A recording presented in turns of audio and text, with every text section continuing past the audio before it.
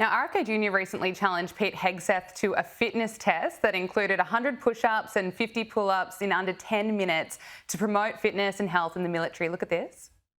The challenge is to do 100 push-ups and 50 pull-ups in any order you want in under 10 minutes. So 5 minutes is the top standard that we want to meet. You're not going to be able to do. Now, Caitlin, we don't hate the media enough. The New York Times has come out with an article saying the experts warn against this kind of fitness challenge. I mean, you cannot make this up. The experts, are you kidding me? Oh, only in 2025 in America can two grown men challenging people to a fitness test to better their health be called dangerous somehow. And this is by people who probably pull a hamstring reaching for like their oat milk lattes or something. No way they can even do 5 push-ups. It's confusing because I think the Democrat messaging and the mainstream messaging at this point is to be sick, to be fat, to be trans, to accept endless migrants, to accept crime, to not believe your lying eyes. I mean, the messaging is so poor coming from the mainstream media. Meanwhile, here is the truth. Obesity, teen depression, anxiety, they're through the roof. It's only skyrocketing, mental health problems with the younger generation. And nobody can run a mile without taking a vape break. So this is actually more than just a fitness challenge. I think this is about raising an entire generation to embrace hard things again. Like you and I had to. I had to run way more than just a mile and do some push-ups back in the day. And we didn't cry foul every time life gets uncomfortable, right? We're raising an entire generation that has zero coping mechanisms. So we need to get back to the hard things. No, excellent point. Absolutely. Look, Caitlin, there are reports that RFK Jr. plans to announce that pregnant women's use of over-the-counter pain medication Tylenol is potentially linked to autism. These reports are coming out of the Wall Street Journal. What more can you tell us about this? I think every single parent of an autistic kid got that message and has been doing research on this themselves. We were way oversold by the so-called experts on how safe any of these drugs, like a Tylenol, like an Advil, hormonal birth control, all of these pill-popping normalcies. We need to do some more research on it. We need to have open conversations and open dialogue because something has gone very, very wrong in this country. I will tell you from the research that I've done myself, I know the bigger story is actually folic acid. And RFK Jr. goes into this.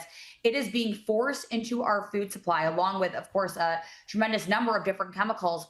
But not everyone takes Tylenol. Everyone is eating the food here in this country. Over 70% of Americans have something called the MTHFR genetic mutation. And that is also contributing to autism, to this metabolic dysfunction that we're seeing in our kids. There is so much research to be done, but the overall message, Gab, is of course we need to break down. When you go to the doctor and you can easily say you're having trouble focusing and get an Adderall prescription in less than 20 minutes, you know you have a problem. When we're taught to treat every single pain and ache in our body with Tylenol, we have a problem. So it's worth a conversation. It's worth a dialogue. And I'm happy that we're about to have one. Absolutely. We need to be having this conversation. We should have been having it a long time ago. Now, I want to ask you about President Trump. There are, of course, insane rumours circulating that he was dead just a week ago, all being fed by these woke lefties on TikTok. Now, Donald Trump has delivered a message to the mainstream media that we're also jumping on this trend, kind of pushing this bizarre narrative, claiming that he was dead last weekend. Just listen to this. The press has been very good lately, except for one rumor that they spread. I did about 8 press conferences in a row, day after day after day. Then I missed one because I was in the Oval Office. And I also went out to a club because I had meetings at a club.